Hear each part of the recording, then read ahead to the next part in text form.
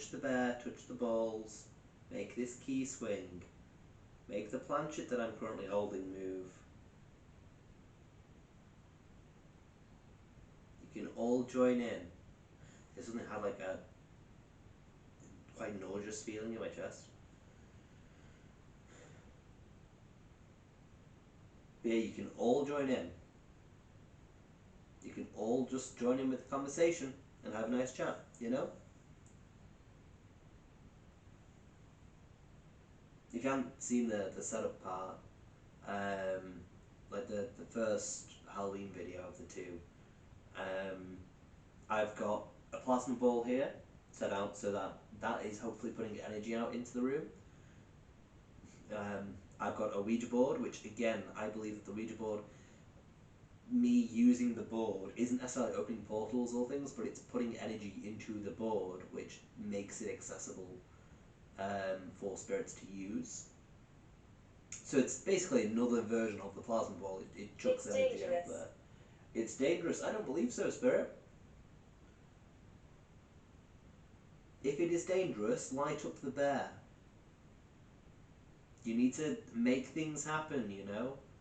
You need to, like, the things that I'm listing, like, if the cat ball falls from the side of the kitchen, makes a loud noise, then yeah, absolutely, I'll believe you. I'll believe that it's dangerous.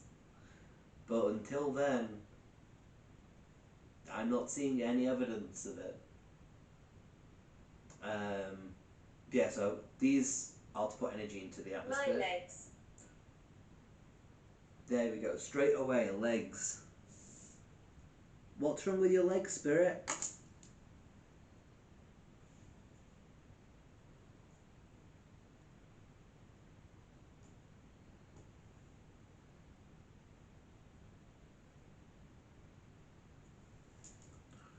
Now, I did write down reference to leg injury, but my legs is gonna cut it for that. That's good. What's wrong with your legs?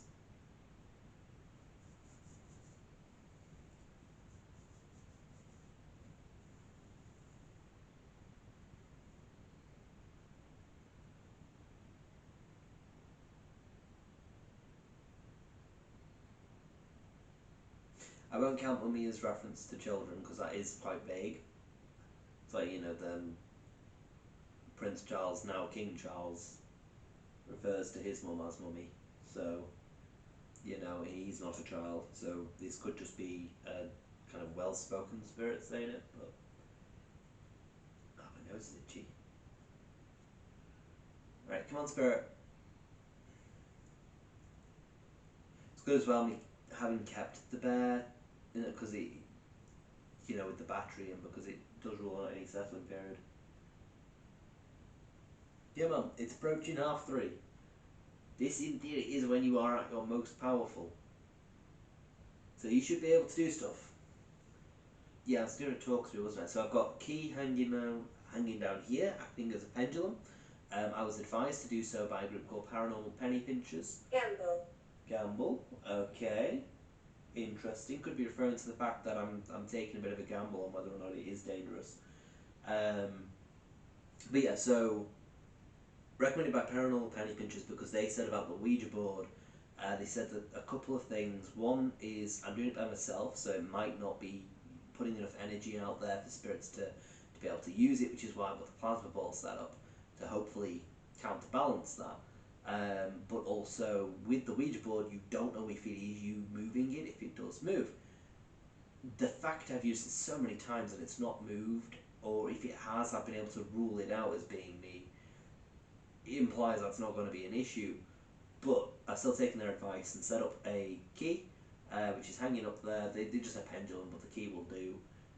It's still a bit of string with a weight at the end, because that rules out any interference from myself.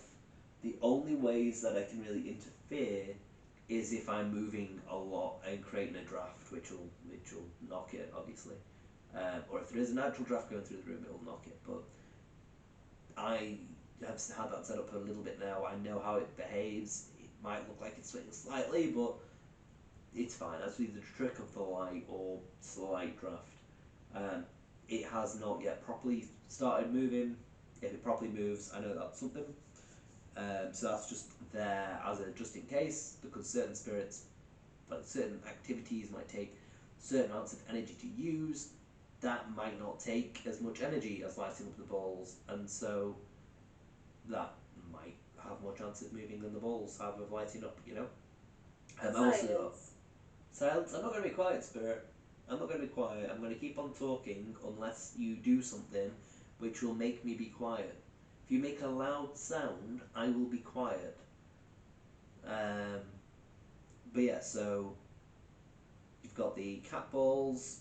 The cat balls there. Well, one cat ball over there, two over here, where they're just touch activated cat balls. These two take a lot of touching to light up. And you've also got touch activated bear. You can't see it on this camera, but you can see it on this on the Facebook Live. So again, that's just more stuff for them to interact with if they want. Also, if there are child spirits here, they might prefer to touch the bear. I don't know. And then in the middle of the room, which you probably can't see on that camera, but you can see a bit on the Facebook live stream, there is a ring of candles with a mirror set in the middle of it. The reason why I've got a ring of candles is just because it does provide some light in the dark. Suffered. Suffered? Okay, why did you suffer, spirit? You need to elaborate on this. Yeah, so it provides some light in the dark. Also, you hear about summoning circles and things. Maybe it will have some sort of boost in activity, I don't know. But yeah, so I've set up that circle. It's got a mirror in the middle of it because mirrors are thought to be portals, especially when they are facing a mirror. I do have a mirror behind me. The mirror in the middle of the circle is angled up to point at that mirror behind me. So in theory, I've got like 3 portals in the room. Basically, 4 if you include a potential Ouija book portal. But yeah, it's unlikely. So I have tried to do everything I can here in this room to boost activity, because as I say, this location, 1 out of 10 regarding a haunting. I would not do this setup somewhere that is like a renowned 10 out of 10. Johnson. Okay, hello if you're here.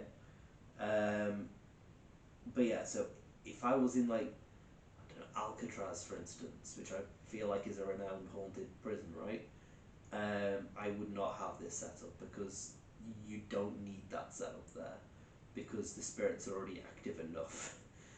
Whereas here, it's a 1 out of 10, so you can throw all of this at it, and in theory, very little will happen still, but you will get a lot more than if you weren't to do any of this.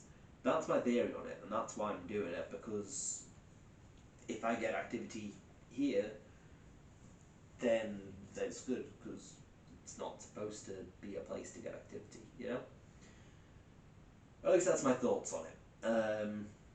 And again, that's why you investigate through the modern Halloween and do all this stuff and call out to all sorts, because here it's not a haunted place, so I can push it. And be alright, or at least have good confidence in being alright. So come on, spirits, join in the conversation. You said like a few dark things. It's really approaching 3:30 now. See, I've not been able to replicate the result that I got at 3:30 that Halloween one time. That's the thing that has made me so curious about Spirit Talker. I trust you. Okay, that's nice.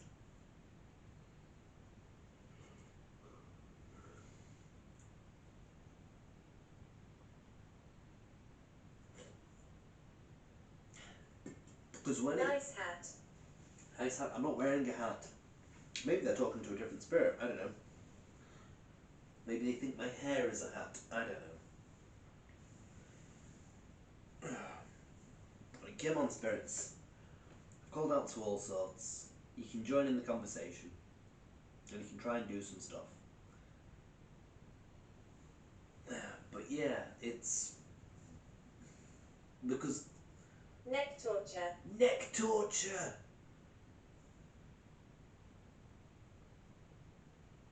That's fantastic.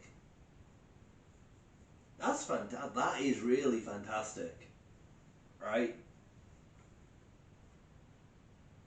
Because even earlier in this investigation, I'd said about how I'm pretty sure I said it this investigation. I definitely said it a number of times the previous one, which happened, well, like 5 hours ago, 4 or 5 hours ago. But this investigation, I'm pretty sure I said it earlier on, where I felt a twinge in my neck again, and now it has said neck torture. That's interesting. Are you affecting my neck, spirit? That is, yeah. We're apprehensive. We're apprehensive. Again, it said that before, hasn't it? And I'm not 100% on what that means. Does that mean that you're kind of on your guard? Like you're unsure?